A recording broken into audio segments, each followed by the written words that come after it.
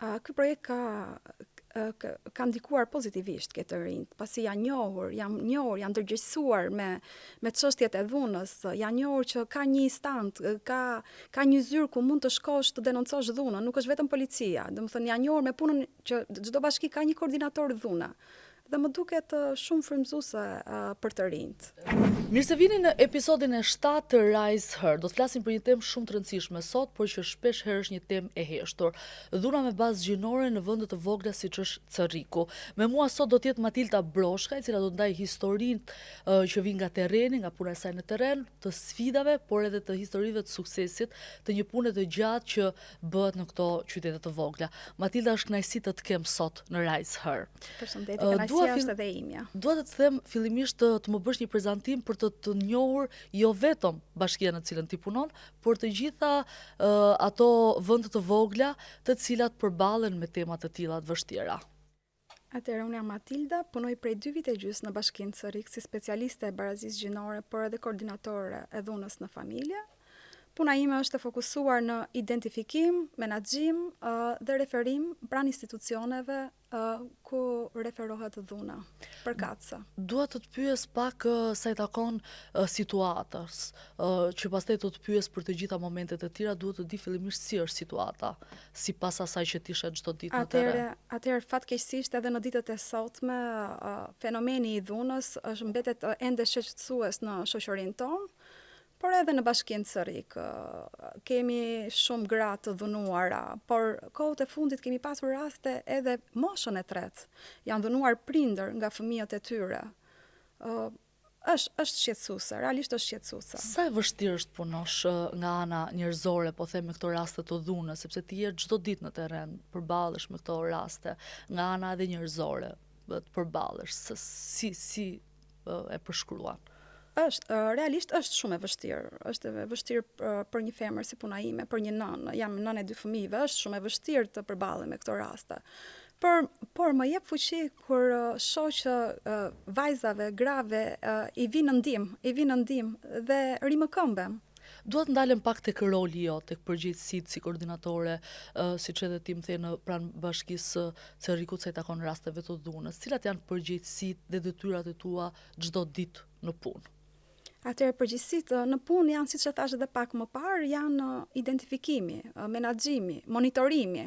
Kemi rastet e dhunës, përveç se këtyre i monitorojmë një herë në 60 ditë, ku unë kam kontakte nga afër, qoftë edhe në telefon, qoftë edhe në vizita në banesa, me viktimat e dhunës. Cilat janë rastet që hasen më shumë në Cerrik të dhunës? Po themi, janë të rinj, të rejat, vajzat, gratë, familjes, më the pak më parë, tek pak më të moshuarit, rastet më të shumta që ti hasësh. Rastet më të shumta janë rastet këtë çiftet e reja. Kjo ndodh, domethënë faktorët vinë zinxhir të dhunës në familje. Faktorët janë ekonomik, social, motive xhelozie shumë herë, po e them këto ke rastet e reja. Pothuajse të gjitha rastet që unë kam menaxhuar këto 2 vjet e gjysmë më ka bërë shumë përshtypje motivi i xhelozisë. Ndoshta kjo ndodh edhe pasi në zonën tonë një pjesë emigrojnë bashkëshortët, edhe kur rikthehen pastaj fillojnë debatet. Dua të pyes pak të këto rastet që më thua të rinjve, a ka përfshirje domethënë që kanë fëmijë, fakti që mund të hasin dhe ata të vegjëlit, sekuenca që i shohin prindrit, më të ka të shohësh? Po, patjetër që ka shumë raste, pothuajse kur dhunohet nëna, prezente janë edhe fëmijët, gjë që kjo është shumë e vështirë sepse fëmijët kalojnë një traumë, por që janë referuar pranë institucione përkatëse, janë referuar rastet e fëmijëve, janë ndjekur nga psikolog. Kjo është një nga sfidat që prekëm. Po. Më liston disa nga sfidat e tua të përditshme sa i takon adresimit të këtyre problematikave të dhunës, qoftë me bazë gjinore, qoftë atyre familjes. Atëherë sfidat e përditshme janë mungesa e shërbimeve, e qendrave rezidenciale, e qendrave të emergjencës. Por fal bashkëpunimit që kemi me forumin e gruas, Bashkia Cerrik e ka zgjidhur këtë qendrën strehimin e emergjencës. Fal projektit të Rise Here, kemi dhe të forumit të gruas, kemi zgjidhur çështjen ligjore, falas ose psikologen që vjen në ndihmë viktimave, është shumë e rëndësishme.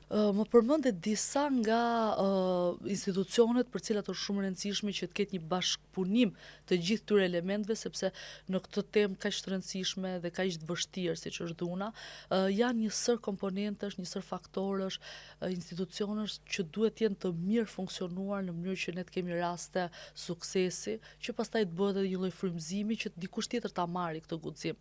Sa e rëndësishme ose çfarë ndodh nëse një hallk e një institucioni nuk funksionon?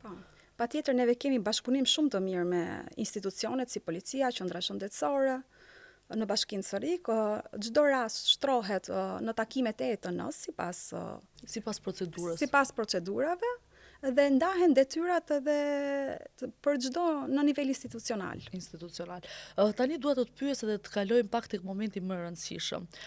Tek projekti Rise Her, ne kemi folur dhe kemi biseduar për 6 puntata me radhë për këtë temë të jashtëzakonshme në komponentë të ndryshëm, arsimimi, në raste të tjera aspekti social, ndikimi që ka terapit dhe dua të të pyes konkretisht si e ka ndihmuar projekti Rise Her punën tënde, fuqizimin e punës tënde, në përmirësimin, po themi, e rasteve apo në identifikimin më shumë të rasteve të dhunës.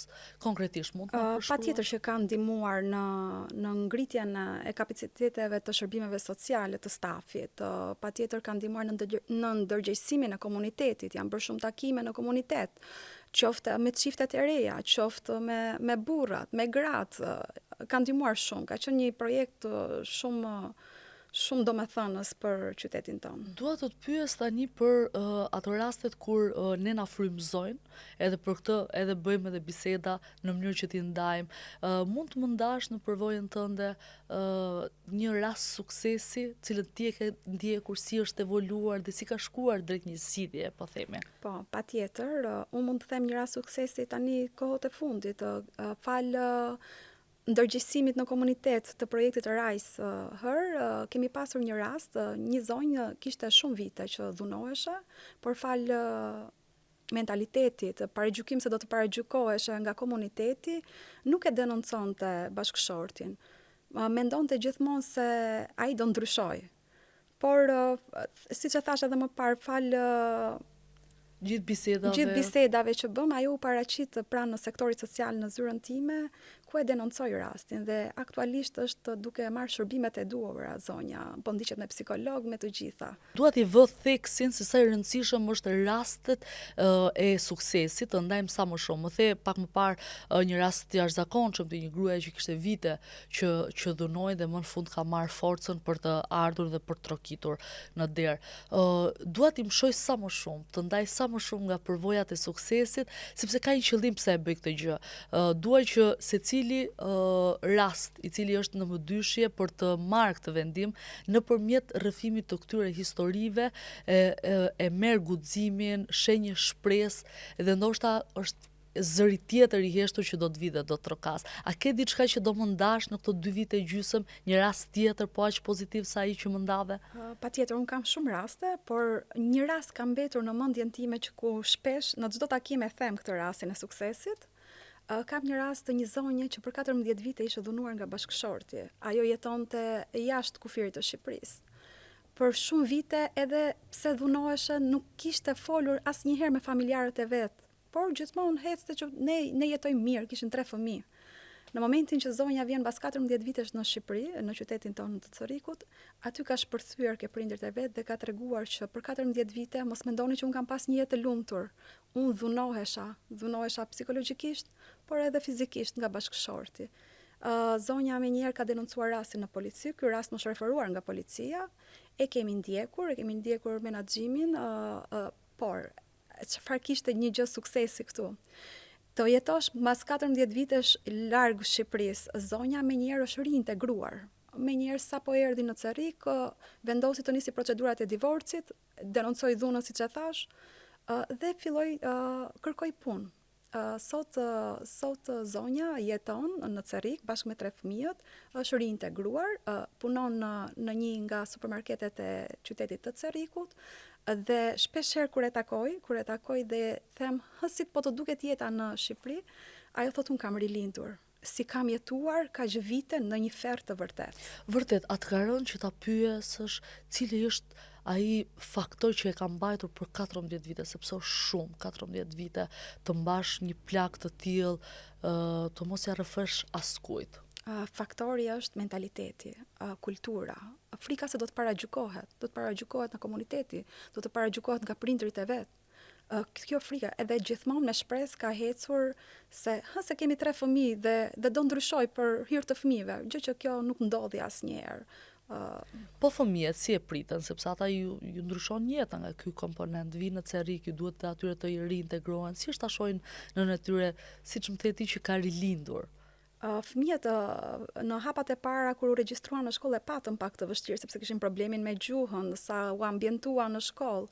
Por kur i takoj sot fëmijët, i shikoj që janë shumë të lumtur. Janë të lumtur me jetesën që bëjnë, janë në një shtëpi me nënën e tyre, nuk ka dhunë. Dhe dua të pyes pak për mekanizmin, hallkat që këto gra të dhunuara kanë në qytetin e Cerrikut.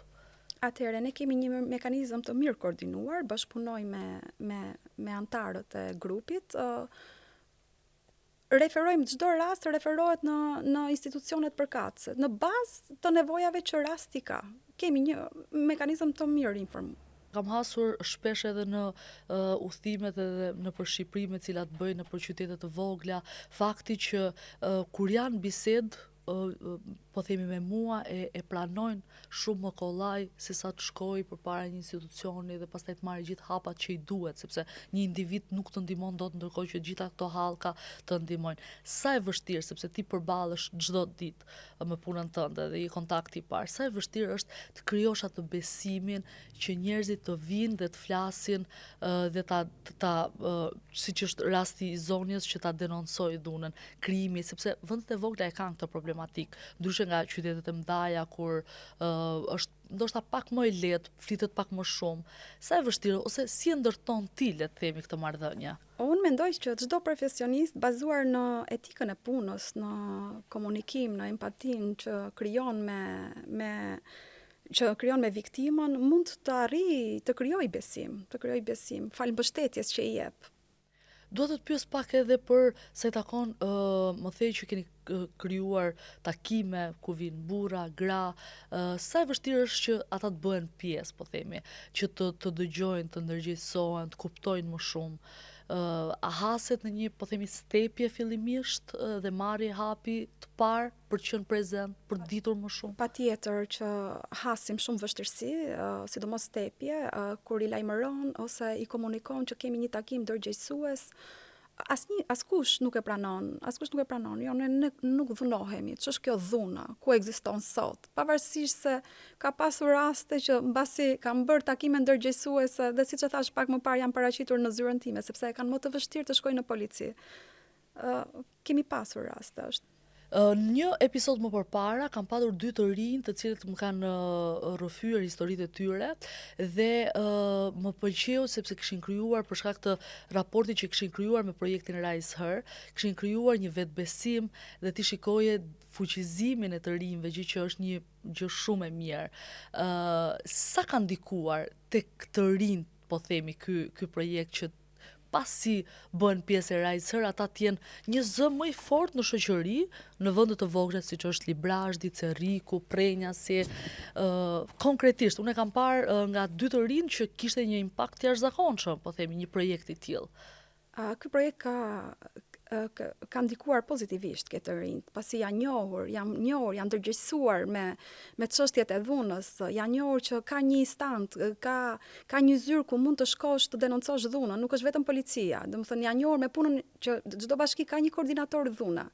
Dhe më duket shumë frymëzuese për të rinjt. Edhe në fakt ishte edhe mënyra se si ata komunikonin. Tani dua të ndalem në pyetjet e fundit për të kërkuar fillimisht një sensibilizim, e di që është shumë e vështirë, por nëpërmjet podcastit Rise Her është një formë dhe një mënyrë që bashkitë e vogla, 2 nga 7 janë 7 bashki të cilat janë duke u bërë pjesë e këtij projekti, por edhe përmes këtij podcasti dhe bashkitë të tjera, qytete të tjera të vogla, fshatrat, cilët jo në çdo moment mund të jemi aty, është një dritare për t'i parë, për të na parë dhe për të rrëfyer, po themi modele suksesi, siç ti më ke thënë, që të bëjë një zë edhe një kurajo për të folur më shumë rreth kësaj teme, cili do ishte mesazhi për çdo grua, për çdo vajzë, bazuar dhe në përvojën tënde. Patjetër. Mesazhi im do të ishte mos heshni. Askush s'ka të drejtë t'ju dhunoj.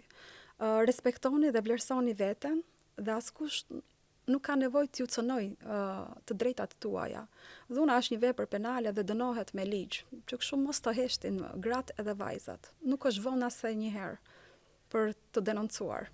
Kjo është e vërtet në fakt edhe çdo sekond që kalon mund të jetë fatale dhe mund të prodhoj problematika dhe nuk duhet të mendojnë në fakt vetëm për veten e tyre, por nesër për fëmijët, por duhet mendojnë për gjithë familjarët të cilët nuk janë ndoshta ndjenit asaj që janë duke kaluar, është përtej atyre dhe mendoj që kjo është gjëja më e mirë që mund të bëjmë, është të thirrja dhe sensibilizimi i vajzave, grave e të rinjve për të dënuar dhunën, për t'ju larguar. Dua të pyes pak, e di që do të jetë e vështirë sepse tani bëhet pak më e madhe se i takon klasës politike. Është shumë e rëndësishme sepse në një vend të vogël si Shqipëria, politika është shumë e rëndësishme për të ndryshuar shoqërinë. Kudo në botë në fakt. Cili do të ishte mesazhi tashmë që kërkon nga klasa politike apo një shembull të atyre deputetëve që shfaqen sa herë ka votime, po ndërkohë duhet të jenë prezent në jetën reale të qytetarëve dhe një temë kaq të rëndësishme sa që është dhuna. Atëherë unë do thoja që të ketë ngritjen e shërbimeve brenda territorit ton, mundësinë e punësimit, po një punësim afatgjatë, sepse dua që gratë dhe vajzat të fuqizohen edhe pas urdhrit të mbrojtjes, me mbarimin e urdhrit të mbrojtjes, të vazhdojnë ende të punojnë, sepse në zonën tonë është pak mungesë e punësimit. Edhe në fakt punësimi edhe në bisedat që kam patur me pjesëtarë të tjerë të Rise Her është një nga momentet e rëndësishme sepse fillon po themi krijimi i lirisë, ku ti merr hapa sepse ka shumë vajza dhe gra në gjitha raportet që unë kam parë, të cilat nuk e marrin këtë hap sepse nuk kanë edhe një mundësi ekonomike për të dalë më vete. Dua të kërkoj sërish ti drejtohesh vajzave dhe grave, fuqizimit të tyre, një brez i cili po ndryshon, janë të rinj dhe të reja që sot nuk lejojnë, po themi, kaq kollaj t'ju cënohet e drejta e tyre. Si do ju flisja, po themi, atyre vajzave të cilat janë më të heshtura, grave të cilat ende kanë pa siguri, pa qartësi, nëse duhet ta marrin këtë vendimin apo jo? Unë vajzave dhe grave do t'i thoya duhet ta marrin këtë vendim, të denoncojnë, mos të heshtin, çdo kush mund t'ja dalë, me pak vështirësi, por ka një derë të hapur që hapet për gratë dhe vajzat, mund të ketë një punësim, mund t'ja dalin vetë, mund të rinë më këmbë, mund të fuqizohen në punë, në çdo aspekt. Dhe do jeni dhe një formë ndryshimi për brezat që do të vinë. Do të ndalem tani në pyetjen e fundit të podcastit se i takon brezit të cilët po rriten. Të gjithë to, po themi, nisma, fakti që ne flasim aq sa mundemi, duhet flasim çdo ditë më shumë, është në fakt që të përgatisim një brez që po vjen të jetë koshient që në gjenezën e tyre, nëse do ishte mundur 4, 5, 6 vjeç ata të dinë rëndësinë, po pastaj edhe në rritjen e tyre për gjithë forcën që ata kanë.